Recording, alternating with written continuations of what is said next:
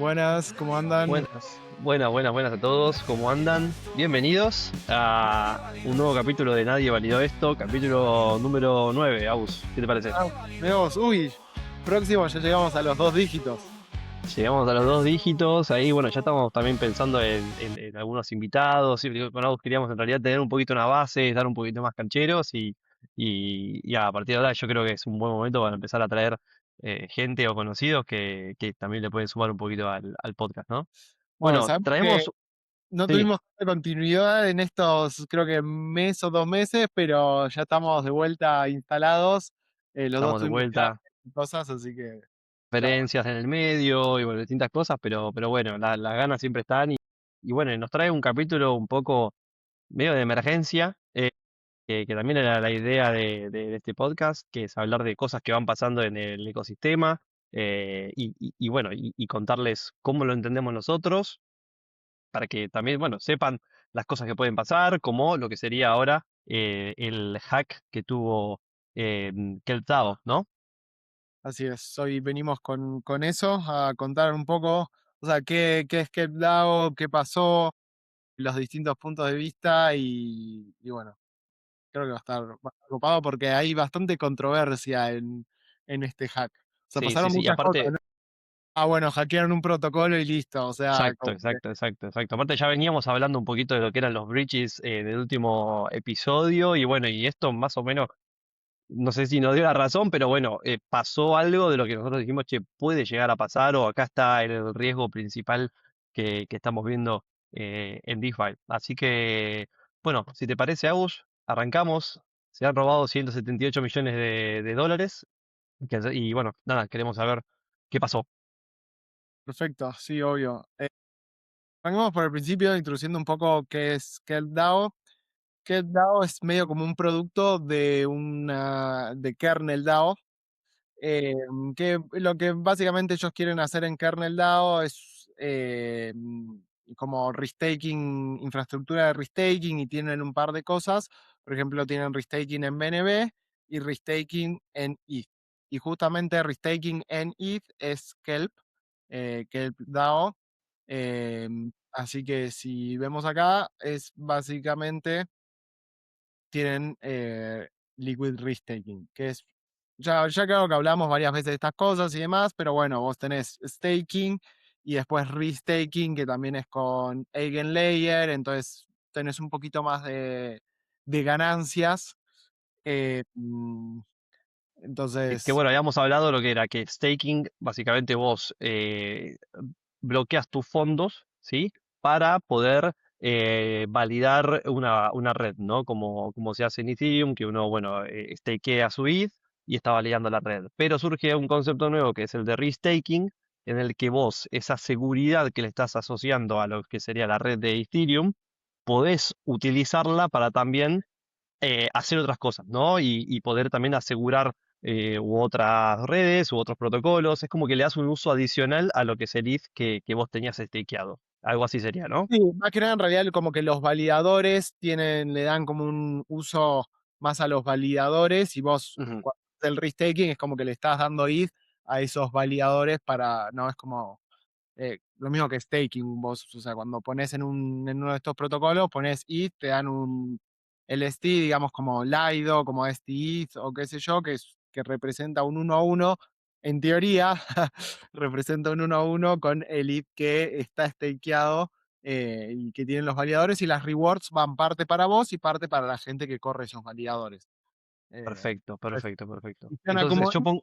yo pongo Sí, este ETH y a cambio de eso digo, ¿qué me llevo cuando estoy con Keldao, por ejemplo? que llevas un token que, por ejemplo, en Keldao es el RETH, o el RSI, que es básicamente un token que representa casi un 1 a 1 con el ETH.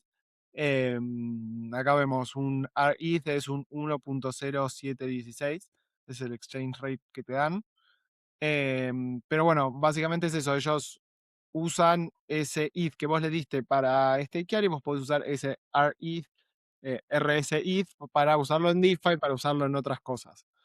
Sí, Eh, una cosita de cómo funciona esto de Kelp en el back, digamos, por atrás, cuando vos depositas en Kelp tu ETH, Esto va directamente a través de, como decía Aus, Eigenlayer, que ellos son los que se encargan de hacer todo el producto de restaking, ¿no? Pero bueno, ellos te dan como una forma de entrada a ese universo y con esos tokens que vos te llevas después, el RSI, vos después puedes hacer, bueno, lo que quieras, ¿no? Puedes depositarlo en Vaults para tener un yield mayor o puedes tradearlo, hacer lo que quieras. Exactamente. Bueno, este es uno de los actores y como el más conocido porque es como supuestamente la plataforma que hackearon. Pero ahora vamos a ver a otro actor y explicar un poco de ese actor que es un provider, si quieren, de infraestructura que usaba Kelp para el bridging. Entonces, Sí, porque esto tiene, como decía Agus, varios actores. Tenemos a Kelp, después tenemos a Layer Zero. Cómo esto, ya para dar una introducción, ¿no? Cómo esto termina afectando después a Aave y quizás Arbitrum, que aparece después al final como, bueno, lo que sería el héroe para muchos, ¿no? En el medio de todo esto. Pero también controversial al mismo tiempo. Así que Agus, contanos, dale, de qué se trata Layer Zero. bueno, Layer Zero básicamente, acá lo dices como es infraestructura, permissionless infrastructure, dicen ellos, pero básicamente tienen toda una infraestructura para mandar mensajes arbitrarios entre chains. Entonces vos podés mandar como un mensaje, digamos, entre, por ejemplo, Ethereum y Base. Entre Base y Ethereum, Base o Optimism, ya hablamos un poco de los bridges. ¿Qué pasa? Con eso que construyeron, también básicamente tienen un servicio donde te ayudan a configurar para vos hacer un bridge con tu token. Entonces vos básicamente podés hacer, como podés mandar mensajes arbitrarios, podés construir como una capa arriba, donde también podés hacer un bridge con un token. Entonces lo que tiene RETH, bueno, Kelp, es que usaban Layer Zero para bridgear los tokens de ellos de Mainnet, que es donde la chain original, la canónica, donde está el token en serio, Bien. donde vive el token, a mintearlo en otras redes, ¿no? Como Base, no sé qué otras tenían, creo que estaba por Sí, ahí, pero bueno, Unichain, sí, había varias redes, pero bueno, entonces es esta facilidad que te da Layer Zero que lo que es lo que hablábamos también de la interoperabilidad, ¿no? De que las chains no sean una isla única a la que no se puede acceder, sino que te dan esta posibilidad de decir, bueno, este es un sistema de comunicación entre varias layers para que puedan interactuar todas entre sí y que casi que hablen el mismo idioma, de alguna forma, para hacerlo simple. exactamente. Entonces, ¿y para qué por ahí que él quería hacer esto? Bueno, nada, para que su token se use en otras redes y puedas ir a Aave en Base y comprar Kelp y ponerlo en Aave Base o en Arbitrum o en lo que sea, ¿no? ¿Cómo funcionó un poco el bridge que tenía Kelp con Layer Zero? Es básicamente, ellos tenían la chain canónica, entonces, como ya vimos, pero ellos eran dueños de los tokens en la L2, ¿no? El RSI ya está emitido en la L1, entonces eso no se iba a, digamos, quemar, pero se guarda en un bridge. Entonces vos cuando querés brillar a través de su bridge, básicamente hacen un lock and mint, ¿no? Eso si se acuerdan, si que ya lo teníamos. Entonces ellos guardan el RSI en el bridge de L1 y hacen un mint en L2. Y cuando querés básicamente volver para el otro lado, haces un burn en L2 y desbloqueas los tokens en la L1 y si querés entre distintas chains, no lo averigué mucho, pero supongo que es un mint and burn, digamos, o sea, entre Base y Arbitrum, si querías brillar, se burnea en uno y se mintea en el otro, digamos. Correcto, correcto. Hasta ahora nada muy alejado de lo que estamos acostumbrados, o sea, vos tenés este servicio que te daba Layer Zero para que vos puedas brillar entre distintas redes y que se mantenga lo que sería el supply, ¿no? O sea, si yo bloqueo 10 ETH, se emiten en el otro y cuando quiero volver se queman en la otra red y los tengo de vuelta en la red canónica. Hasta ahora no hay mucha ciencia, pero quizás el problema empieza en cómo funcionaba esto internamente. Sí, ahí una aclaración un poquito. Nosotros en el capítulo de Bridges hablamos de que por cuándo usarías un lock and mint versus un mint and burn, que el lock and mint era cuando vos no controlabas el asset en la chain original. Por ejemplo, Lock and Mint lo usa Optimism para mintear ETH en la L2, pero ellos no controlan el ETH, entonces no pueden hacer un burn del ETH y volverlo a mintear. ¿Por qué Kelp usó un lock and mint versus hacer un mint and burn? Porque ellos son dueños de los tokens. Yo esta respuesta no la tengo 100% asegurada, pero creo que es porque, o sea, ellos sacaron el token primero, y el token es inmutable, no lo pueden cambiar, y después usaron Layer Zero para la estrategia multi-chain. Entonces, nada, el token que ya estaba en L1, en Ethereum, eso no se puede cambiar, entonces lo que hacen es, por eso hacen el lock and mint y no hacen un mint and burn. Em, Esto Sí, es opinión mía, digamos, no está súper chequeado, pero creo que va por ese lugar. que puede ir por ahí. Y bueno, y llevarnos un poquito también en cuanto a cómo funciona Layer Zero, que también es un poco de las causas de de cómo se genera el problema.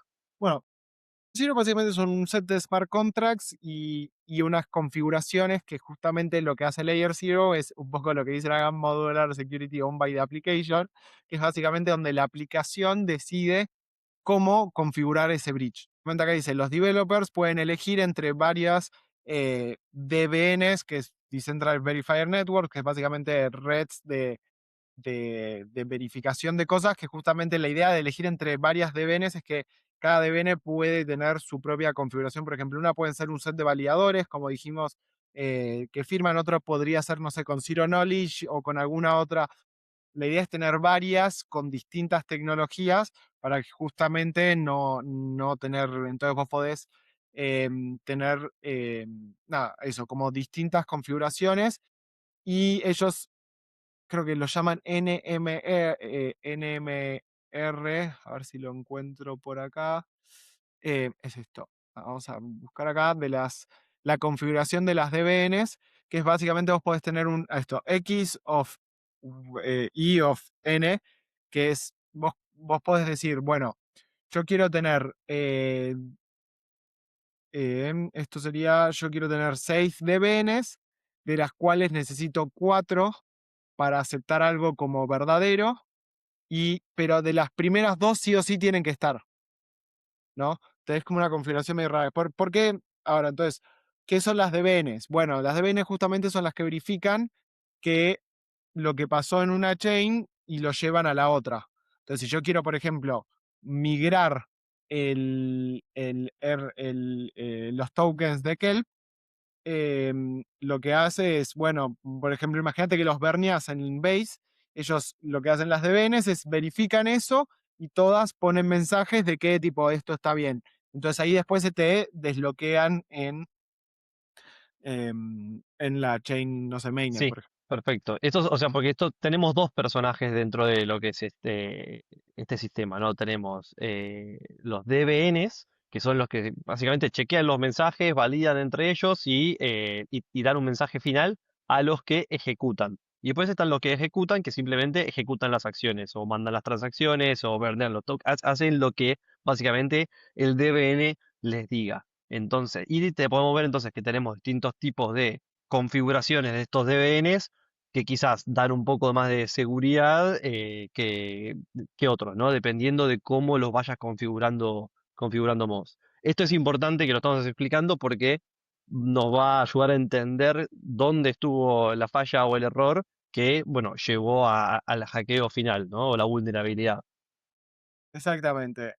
Bueno, entonces eso, vos tenemos estos actores y después tenemos el que lo ejecuta, como bien dijo Santi, que el que ejecuta eso es permissionless, o sea, cualquiera puede ejecutar la transacción siempre y cuando tengan los mensajes de los DBNs diciendo esto está genial, esto está ok.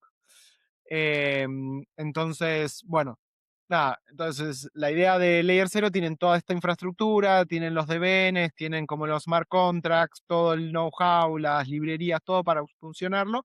Y lo que hacen los devs es configurarlo. Entonces, ahora vamos un poco al hack. Acá tengo la transacción exacta del hack que vemos, donde una address interactúa básicamente con Layer Zero, con el bridge de Layer Zero de kernel DAO, digamos.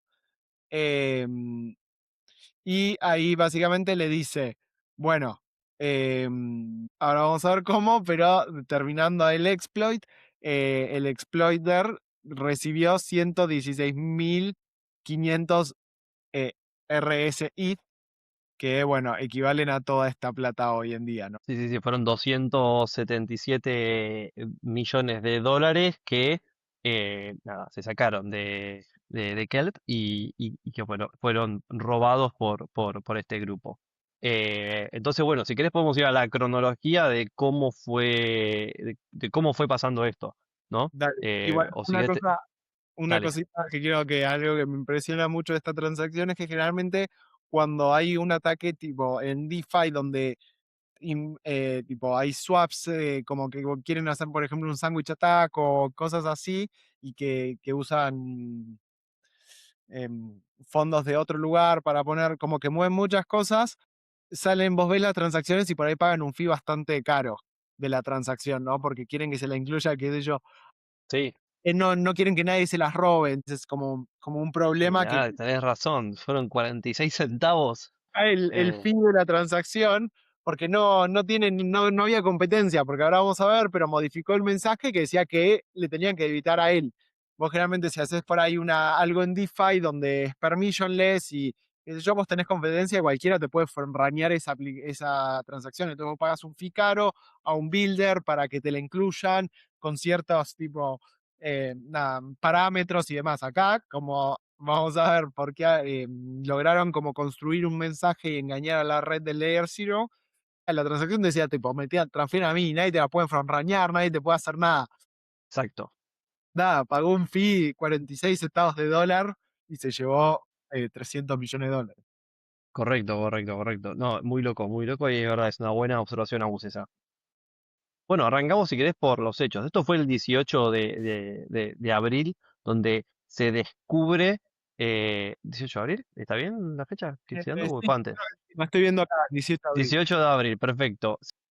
Descubre o se reporta alguien en Twitter que vio una transacción que habían sacado más de 100 millones sin saber en realidad todavía el alcance que tenía ese hackeo. Pues a las 3:40 de la tarde, o sea, 20 minutos después de eso, se identifica que en realidad era mucho más, que eran 270 millones que habían desaparecido de Kelp y que estaban investigando, bueno, qué es lo que había pasado. Un dato importante es que Kelp tardó aproximadamente 2 horas en hacer algún tipo de statement o de tomar alguna acción para prevenir esto, ¿no? Entonces eso hizo que, bueno, lo único que hicieron creo que fue pausar el contrato del token, pero ya era tarde. Claro, ¿qué pasa ahí? O sea, el atacante fue muy listo. ¿Y qué hace eso? O sea, yo si tengo un token de una persona que sé que me lo pueden frizar, por ejemplo, como hizo Kelp de frizar el token, de poner en pausa todas las transacciones, todo, voy a intentar de irme ahí. O a RapETH, que son tokens que no pueden frizar, que no se pueden, o sea, no se puede hacer nada. Una vez que vos lo tenés, ya lo tenés. Entonces, el atacante lo que hizo puso colateral en AVE, el RSI tiene un pool de AVE, entonces puso colateral en AVE de esos 300 millones, y encima tiene parámetros muy laxos. Entonces, justamente eso pudo retirar un montón de RAP ETH en una transacción y AVE le dijo, sí, tomá, no pasa nada, no hay ningún problema. Correcto, correcto. Entonces, básicamente lo que hizo en este pool de AVE que tenía RSI con RaptETH, es puso RSI, que era básicamente como emitido, falso, porque había salteado parámetros iniciales dentro de lo que era el bridge, entonces logró emitir estos RSI y pudo sacar wrapped if válido, ¿no? Que después con el que después él podía hacer lo que quisiera. Entonces esto después también llevó a un desplome en el TVL de AVE y a otras intervenciones. Ahí, bueno, tenemos, mira, la cantidad eh, de liquidez y cómo fue la caída. Acá se ve el utilization rate de AVE, de la pool de AVE es un 92%, es casi, o sea, básicamente que todo el RAP ETH de la pool está prestado. Entonces pasó que muchas personas no pueden sacar su RAP ETH de AVE. Entonces lo intentaron de cambiar y sacar tokens, distintos tokens como stablecoins y qué sé yo. No me fijé, pero creo que si vamos a eso, deberíamos ver en los otros tokens, por ahí también tienen un utilization rate más L- alto, no estoy La seguro. caída de TBL, para que se hagan una idea, fue de 6 billones, 6.28 billion, en menos de 48 horas, ¿no? Esto es lo que provocó este incidente. Entonces, nada, Aave no fue hackeado en sí, pero los parámetros de RIS de Aave y todo lo demás hicieron que haya una como caída sistémica de Aave, no por el hack de Aave, pero sino porque, nada, le hackearon un token que ellos tenían y lo usaron como colateral, entonces ellos quedan con mala deuda, ¿no? Porque esos tokens eran papelitos de colores. Porque Exactamente. el, el bridge que hackearon tenía bloqueado los ETH, esos RSI. Pero en Base, en Arbitrum también estaban circulando los que correspondían a ese ETH bloqueado. Entonces, cuando el atacante lo sacó, está duplicando básicamente la cantidad de RSI en circulación.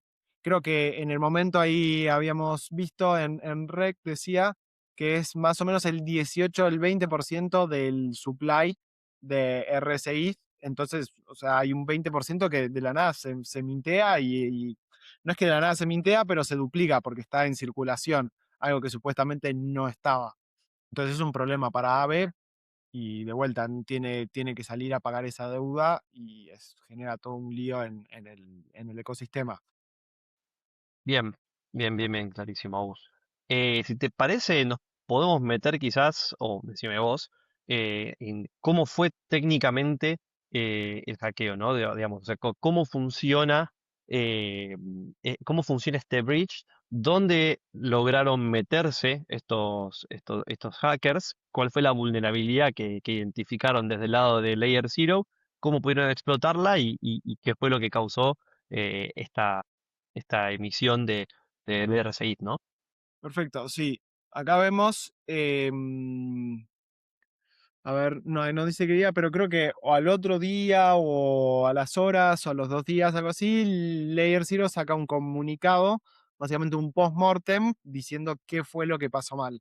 Está muy bueno, búsquenlo, está en la cuenta de Layer Zero, si lo leen, pero básicamente ellos lo que dicen es que fue un atacante bastante sofisticado y fue un ataque bastante sofisticado, a lo que ellos creen que es el Lazarus Group, que es este grupo de North Corea que ya ha hackeado varios bridges y demás, que básicamente lo que hicieron es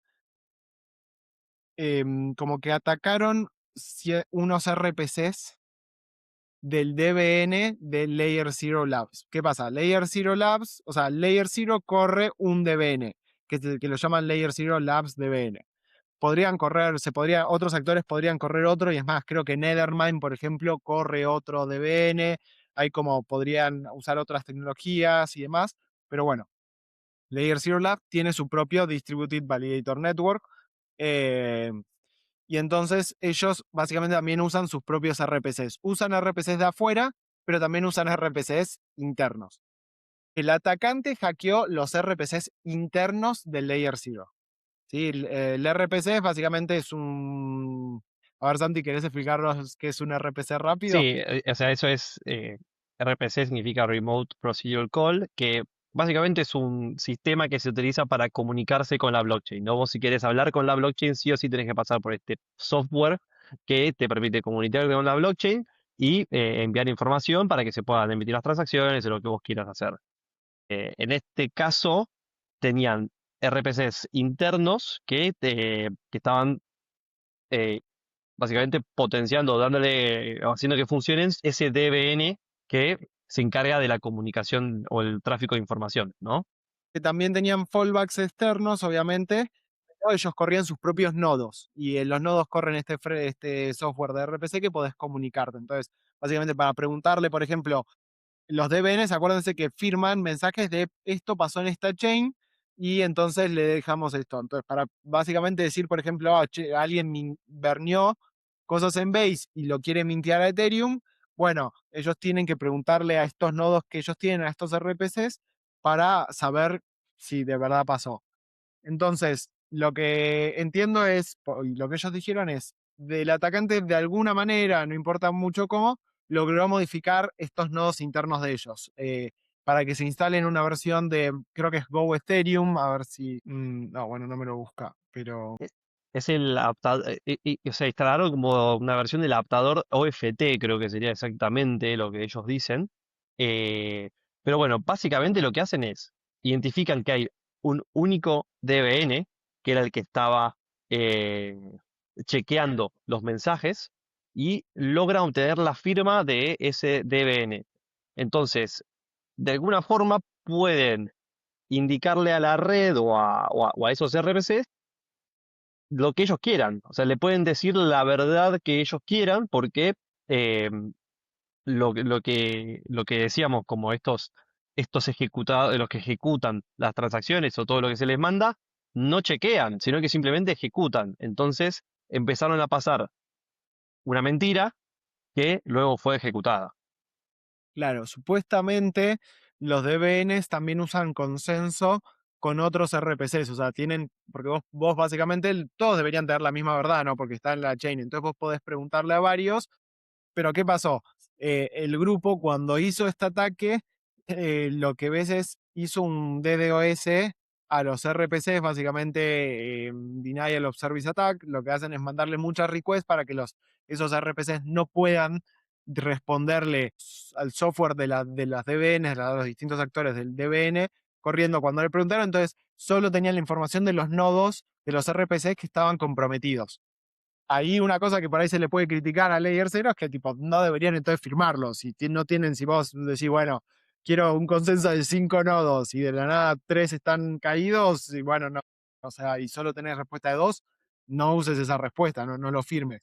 Pero bueno, Correcto, correcto, eh, correcto. Entonces, para recapitular un poco, tenemos un DBN comprometido, tenemos dos nodos, creo que eran exactamente dos nodos que fueron los que lograron comprometer este grupo, y después tenemos un ataque de DDoS a los demás nodos disponibles para prohibir que puedan chequear o contrachequear contra esos nodos. Entonces, mandaban una mentira, los dos nodos comprometidos la validaban y entonces se ejecutaba lo que ellos quisieran. claro, exactamente. Entonces así es como el atacante hizo de esto de firmar, qué sé yo, y la DBN le dijo todo está bien.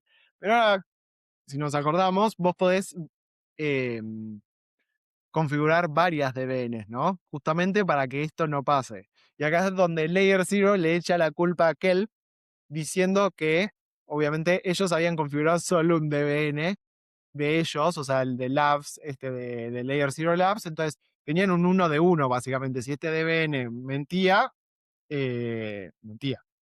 Sí, sí, Entonces, exactamente. Entonces es como que un poco dicen ellos, es una culpa compartida, ¿no? O sea, yo te doy las herramientas para que vos setees varios sistemas de seguridad para que esto no suceda, vos elegiste ir con uno solo. Entonces, es en parte tu culpa, pero también quizás un poco de autocrítica interna de Layer Zero de decir, no sé si es la mejor opción dar que con un solo DBN esto pueda estar funcionando, ¿no? Entonces es un poco compartido y bueno, se comparten las culpas de alguna manera eh, claro, de por qué sucedió esto. sí, igual justamente acá es donde empieza un poco la guerra y la controversia, porque Layer Zero, si ustedes leen este artículo, que está bueno, ellos medio que dicen, estaba buscando, no me acuerdo las palabras exactas, pero dicen como eh, nuestro, nuestro protocolo tipo work as intended. O a nosotros no nos pasó nada. Y en realidad lo hackearon a los RPCs. También dice, tipo, empiezan un montón de como palabras medio fancies que gracias a nuestro eh, acá, bueno, acá dicen que OPGEF fue el que atacaron. Y dice, por ejemplo, no sé, gracias a nuestro, no sé, Trust Minimized, o Zero, creo que es, o justo Zero, bueno, Zero Contagious Risk, como que dicen como, esto solo está impactado para Kelp, y es medio que en realidad no hackearon a tipo Layer Zero al DBNS.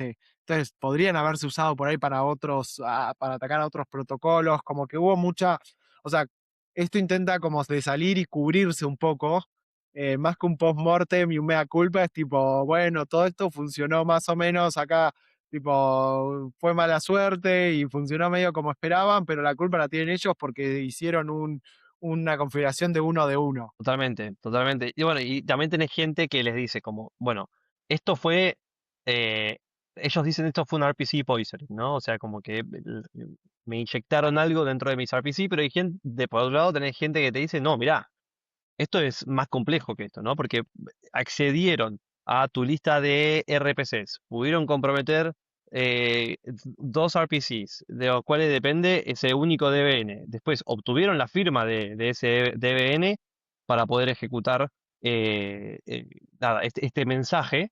em, y bueno, y esto generó, porque esto fue a través de Unichain, ¿no? Entonces, en Unichain no se, un dato que es una locura, digo, pero es como funciona.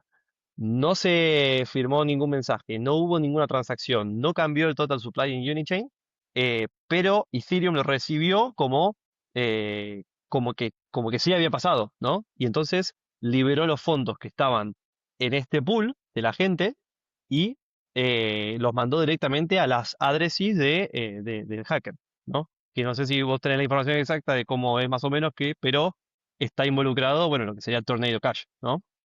Sí, porque bueno, creo que después de ahí, o sea, después de sacarlo por AVE, primero, un buen dato, no sabía que había sido Unichain, como que el mensaje decía, mira vos, ese dato no lo tenía. Em, pero Ellos, sí, ellos, ellos fondearon previamente, fondearon ocho wallets a través de Tornado Cash, que básicamente lo que hace es borrar toda información previa de dónde salió ese dinero, lo mezcla de una forma en la blockchain y le transfiere los fondos sin que vos puedas tracear de dónde vinieron, ¿no? Y eso lo hicieron con 8 wallets y a partir de ahí, cuando sacaron el dinero de ese bridge, fondearon esas 8 wallets y ahí empezó el trabajo que empezaron a hacer en Aave. claro, después también creo que migraron las cosas a Tron por algún bridge de Tron, la sacaron a Zcash o no Sí, sé. por Torchain y así Sí, es como terminan saliendo. sí, porque básicamente esa plata medio sin usar, o sea, está todo público, ¿no? Entonces se sabe las adres y si sabe algo, entonces la tienen que sacar por algún lado. Pero bueno, así que eso fue muy, o sea, divertido ver como la pelea. Unos días después, Kelp, un artículo diciendo como, che, o sea, todo bien lo que dijo Layer Zero, vamos a dar nuestra versión de la historia, ¿no? Entonces, este artículo es básicamente diciendo como, bueno, pasó esto, qué sé yo, eh, tipo, todas las cosas que dice Layer Zero, tipo, son medio como una mentira o están em, como manejando, manipulando la verdad. Lo que dicen, por ejemplo, es que Layer Zero, por ejemplo, dice que ellos pusieron un uno de uno, pero Layer Zero dice, esto no es solo nosotros, como que si ven en Dune Analytics, la mayoría de las aplicaciones en Layer Zero, y casi el 50% corren en una configuración 1.1 de DBN. Exactamente, porque lo que dicen ellos es el default configuration, o sea, vos recomendás o el básico que vos ofrecés que para que instalen todos es uno de uno. Entonces, casi que dicen, ¿qué voy a pensar yo? Que es una vulnerabilidad gigante esta. Claro, encima acá ponen un mensaje de Layer Zero diciendo tipo, che, no pasará que uses el default, tipo, está todo bien, ni te preocupes. Porque ellos dicen, nosotros no es que nos mandamos a hacer la integración con Layer Zero, le preguntamos a la gente de ellos nos dijeron que estaba bien uno de uno, entonces como que no sabían a lavarse las manos de, fue nuestra culpa, nosotros Layer Zero no hicimos nada mal. Entonces empieza un poco la guerra que es lo divertido. Nada, eso dicen acá, van parte por parte diciendo, ellos dicen esto, bueno. pero pará, nos falta información de, tipo, necesitamos información de tal, tal, tal cosa, como cómo le hackearon estas cosas, cómo, está muy bueno. La verdad que léanlo porque está muy bueno y Sí, sí, sí. te das Y cuenta. es, bueno, es un caso bastante único y que, bueno, marca, ¿no? Un hito en la historia de, bueno, cómo se maneja esto a partir de ahora. Mismo después, a partir de esto, Layer Zero salió a comunicarse con todos los que tenían uno de uno para que hagan un cambio en la configuración. Y también, bueno, la desesperación de todo el mundo cripto que tenía esto instalado, decir, bueno, pausemos todo porque podemos también ser nosotros víctimas de esto, ¿no? Y bueno, si este fue una vulnerabilidad, ¿cuántas otras existen? Me gustaría charlar. Ah, mira, perfecto, Agus, mostrar Sí, eso. acá tengo un tweet por ejemplo, Kraken, que dicen, o sea, no creo que no dicen en ninguna parte del tweet que migran de Layer Zero, pero dicen, ahora nos vamos a mover solo a Chainlink CCIP, que es infraestructura también cross-chain para hacer esto, para el wrap Bitcoin de Kraken, ¿no? O sea, de mover básicamente de Bitcoin a las distintas chains de Ethereum. Eh, entonces, nada. Como que Layer Zero Sí, vio un sí, sí. montón de proyectos migrar a otras plataformas, o sea, Chainlink, CCIP, casi todos migraron un montón a Chainlink. El otro día vi un tweet, no lo guardé, pero de una persona decía así, no sé cuántos millones de dólares ya estaban tipo migrándose a Chainlink CCIP por esto. Quiero que hablemos un poquito de qué pasa después de que estos fondos se desbloquean, ¿no? O sea, se desbloquean los fondos y de la nada los atacantes tenían 178 ETH en su poder. Una parte estaba en Ethereum, la otra parte, un poco menor, estaba en Arbitrum. ¿Qué sucede desde ambos lados, ¿no? ¿Hay algo que se podía hacer? ¿No se podía? ¿Cómo se actuó? Contanos un poquito de eso. Bueno, sí, y no busqué, no sé si vos tenés ahí el tweet de Arbitrum, pero bueno, o sea, ¿qué pasa, no? En Ethereum mucho no se puede hacer, es una red descentralizada y demás, pero en Arbitrum, Arbitrum no es una red súper descentralizada, es más centralizada. Sí, bueno, ya tenemos un capítulo de L2 en donde hablamos de las ventajas y las desventajas, ¿no? Dentro de todo, igual Arbitrum se caracteriza por ser lo más parecido, ¿no? a Ethereum dentro de lo que son las L2 o quizás de las más seguras o las más eh, que quieren seguir esos lineamientos de Ethereum. Y bueno, se dan cuenta el Security Council que ellos tienen aproximadamente 78 millones de dólares en Wrapped ETH que podrían ser eventualmente frisados o bloqueados para evitar que se sigan transfiriendo o metiendo dentro del mercado y generar un desplome. Eran del atacante, ¿no? Esos. Entonces lo que hizo Arbitrum es publicó un Arbitrum o al Security Council o no sé bien para frizar esa plata, eventualmente la frizó. Entonces ahí también empieza la comunidad, ¿no? Eh, bueno, pero pará, Arbitrum no es descentralizado, no es... Eso es Y porque no es... es que es una dicotomía, claro, porque es como, bueno, nos mantenemos dentro de lo que es, che, esto es totalmente descentralizado, esa plata se perdió porque ya no está más en tu poder y no podemos hacer nada, o sacamos la carta mágica, llamamos al consejo y si obtenemos la cantidad de votos necesarios, podemos frizar estos fondos que están dentro de la red con, que sería un pequeño un cambio en el smart contract que más o menos involucraría. Sí, en realidad es el código de los validadores, me parece que lo cambia. Ok, No lo investigué tanto, pero sí, cuando se hizo el hard fork de Ethereum en su momento, con lo que pasó con lo de la DAO y eso, también se hizo un pequeño código en los contratos. Perdón, no en los contratos, en el código de la lógica de la blockchain. Podés ujú, frizar, podés hacer lo que quieras. Eh, bien. puede ser que se hizo Entonces, esto, puede ser que ya Arbitrum ya tenga mecanismos para hacerlo y no tuvieron que cambiar nada, pero no lo sé mucho. bien, bien, bien. Y bueno, a cualquier hora de la noche se ejecuta esto, se llama al consejo y básicamente es una votación. Tenemos 12 personas que estaban ahí para votar si se frenaban estos fondos que todavía estaban en la red o si se dejaba hacer y bueno, se perdían esos fondos, ¿no? Porque es una decisión fuerte para tomar, más que nada cuando te caracterizas por la descentralización eh, pero tenés la posibilidad de, junto a estas personas, tomar la decisión, frenar los fondos que son de personas que los estarían perdiendo y devolvérselos. Así que sí, Arbitrum efectivamente lo hizo. Ujú. Con 9 de 12 votos, Así que nada, eso, acá 30.766 y correcto. Eso es lo que se frenó de ser llevado a otras chains, ¿no? Y vendido. exactamente. Pero bueno, ves, hay muchas personas que se quejan diciendo Sí, eh, sí, sí, obviamente es como, bueno, al centralizado, que sí. final no era todo tan descentralizado.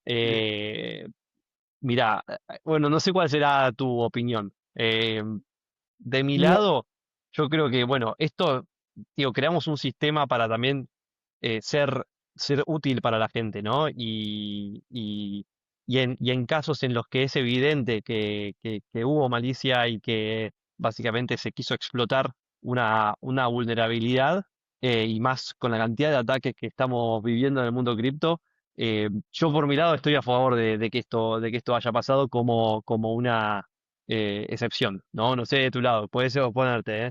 no, no, totalmente. O sea, para mí, o sea, si vos querés total descentralización y demás, usá Ethereum. Si vos querés un poco más de Exacto, conveniencia con algún par de otras cosas, digamos, pero no tanta no hay descentralización, usar Bitcoin. O usá Base, usá lo que quieras, ¿no? Pero Ethereum existe. Si a vos te molesta, listo, usá Ethereum y hoy Ethereum es barata. Así que, nada, sí, estoy totalmente. exactamente. Pero bueno, nada, si alguien tiene otra opinión, también invitado a dejar en los comentarios. Y bueno, este es el debate, ¿no? También que existe, y que hace también bien dentro de lo que es el ecosistema. Y bueno, nada, también otra cosa de las que pasó por todo esto es, mm, había bolts que te dejan depositar la plata y ellos invierten por vos, en vez de vos de ir a AVE, por ahí ellos la ponen en varios protocolos y eh, nada, por ejemplo, una es Lido. Lido tiene sus Lido Earn se llama, donde vos depositas ETH y ellos básicamente te generan más APY poniendo ese if en distintas cosas, o tienen Steve ahí lo ponen AVE y hacen un par de cosas, tenían exposure, obviamente, a RSI, entonces tuvieron que también de tipo frizar los withdrawals de Lido Earn. eh, Nada. Sí, para prevenir también, ¿no? Bueno, futuros posibles ataques. Un dato también interesante es que, no sé exactamente, vos quizás sos más técnico, conoces mejor. Dentro de lo que pusieron dentro de estos nodos son binaries, que fueron los que afectaron cómo funcionaban esos nodos comprometidos. Cuando termina el ataque, a la hora de terminar el ataque, eso se borró automáticamente de lo que era el sistema de los nodos, sin dejar ningún tipo de rastro de cómo se instalaron, qué hacían o lo que sea. Y bueno, básicamente borraron las huellas de todo el ataque, que está bueno, me parece también eh, Sí, sí. muy bien hecho desde el lado del hackeo, ¿no? O sea, prolijo y bien pensado. O sea, la verdad que fue un hack extraordinario, digamos, a nivel técnicos y demás. Pero bueno, es para que saber de que estos hacks existen y si vos mueves millones y millones de dólares, hay que tener estos cuidados. Acá, por ejemplo, en The Defiant dicen, acá justo estaba viendo, 5.4 billones de ETH y West salieron de AVE después del hack, o sea, perdieron esa parte y bueno, nada, el utilization rate de WETH y de un montón de tokens llegó al 100%, entonces nadie puede, básicamente, eso quiere decir que todo el WETH o demás está siendo prestado, entonces nadie puede, o sea, no hay básicamente WETH en esa pool, entonces vos no podés retirar tu plata, así que sí, caos. Eh, Y algo también que no sé si había pasado anteriormente, pero gente salió a poner de su propio bolsillo también ETH para respaldar a estos pools, ¿no? Creo que fue Stani de Aave que puso cierta cantidad de ETH también para hacerle frente a este incidente, que creo que es algo que no. no se había visto hasta el momento. Sí, por eso. Entonces, o sea, justamente como dijiste, Santi, acá tengo el tweet de Aave, lo llamaban DeFi United, digamos, intentar de gente que done ETH para volver con el PEC de RS ETH y que, bueno, nada, no se vea afectado Aave y un montón de cosas. Entonces, creo que Stani, el creador de Aave, puso 5.000 Ethers en esto, creo, no me acuerdo cuánto. Pero bueno, Aave puso, Lido puso, un montón no sé, acá no los dicen, pero bueno, Sí, de personas que se unieron por el bien de DeFi, porque bueno, claramente Aave desde el comienzo es una piedra fundamental, es algo central de lo que es del universo DeFi. Todo DeFi, bueno, no, quizás no todo, pero casi todo DeFi toca Aave en algún punto. Entonces, nada, la caída de Aave puede llevar a algo mucho mayor. Así que bueno, fue como una unión general para calmar un poquito las aguas, proveer de liquidez y bueno, y después ver qué pasaba y cómo se resolvía. claro, exactamente. Acá una última cosita técnica, a ver si les mostramos, ya que estamos. Bueno, acá, por ejemplo, esto es en Ethereum, ¿ves? Esto es básicamente el bridge que usan, ponele que es el RS-ETH o FT Adapter, que justamente es eso que dije. Como RS-ETH seguramente ya estaban deployados, tuvieron que hacer un adapter donde, básicamente para que funcione. Entonces, esto es el que tenía el RS-ETH, ¿no? Y lo bloqueaba y podía mintear, digo, podía desbloquearlo o no. Pero después, por ejemplo, en Base, si vamos a la implementación del RSI, vamos que acá ya implementan directamente los contratos de Layer Zero. Y acá tienen esto de, por ejemplo, debit y credit, que es lo que usa básicamente Layer Zero para mintear o bernear los tokens.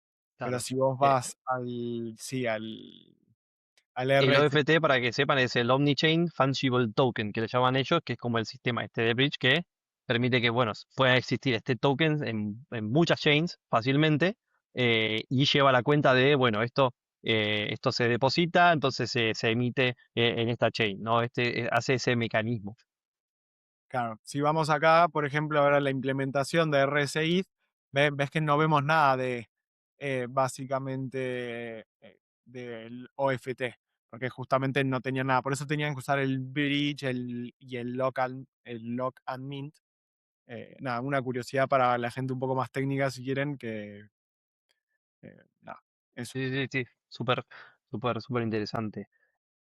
Bueno, esto lamentablemente termina igual con muchos fondos perdidos que no pudieron ser frisados, que fueron extraídos de DeFi a través de distintas chains. Creo que la mayoría se fue a través de Torchain y esto fue swapeado por Bitcoin eventualmente y después, bueno, depositado en una única address que fue la que se terminó quedando con estos fondos, ¿no? Sospechado Lazarus Group de Corea del Norte. No sé si todavía si hubo confirmación o no de que han sido Creo que ellos. nunca se confirma 100%, pero Ujú.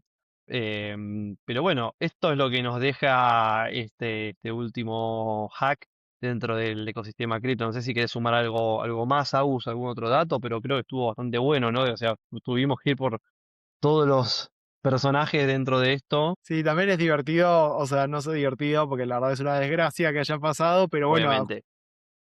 hablamos de Bridges y de los problemas que tenían y demás, y al poco tiempo hay un hack sobre esto.